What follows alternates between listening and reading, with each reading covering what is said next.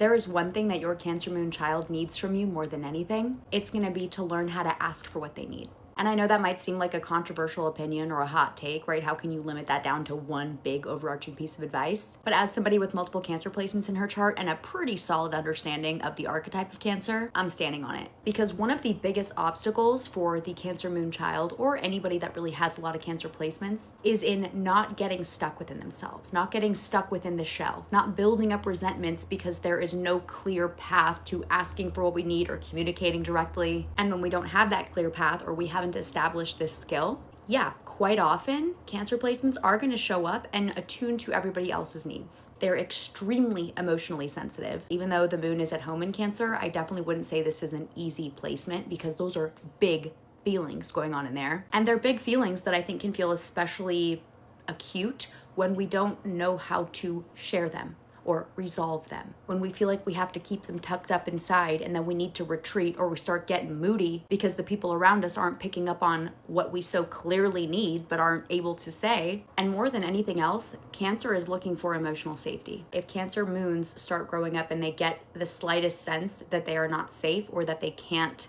express themselves or lean on you, they're not going to try, and they're not going to communicate about it either. They're going to close up, they might pout, they might hope you see it, and if you don't see it, and even if you do see it, but you don't know what it's about, it feels immensely painful for them. So again, I go back to this, teaching them how to identify and ask for what they need, because that is a quick route to establishing or finding emotional safety, to no longer being as dependent on the environment or as impacted by the environment to feel a sense of emotional security. I mean, when we know what our needs are, we know we can ask for them, we can become our own caretakers. And when they are not old enough to be able to provide that for themselves, it's your job being willing to validate their feelings when they come up, or listen to them if they do come to you with something. Because when a Cancer moon doesn't have those outlets, or doesn't feel like they can talk to you, or whatever else it is, they do tend to resort to more passive aggressive or emotionally manipulative behaviors. And that emotional manipulation game is on point with Cancer moons. But again, ideally, we don't have to resort to that, right? Understanding that this child might have more emotional ups and downs than, let's say, the Aquarius moon child, which we just went over. And I know it can be a lot to deal with, and I know that no parent is ever going to get it perfect. But if you have that understanding, and at the very least you don't make the child feel crazy or completely alone when they're navigating those ups and downs, that is going to go further than you would ever expect. These children are probably going to want a greater amount of consistency and reliability. Having a structure every day, creating that safe container to where they can interact with their feelings, they can observe and engage with the swells of emotion without having to worry about, oh my gosh, when is dinner, or like what's expected of me today. It's just going to really support them. Additionally,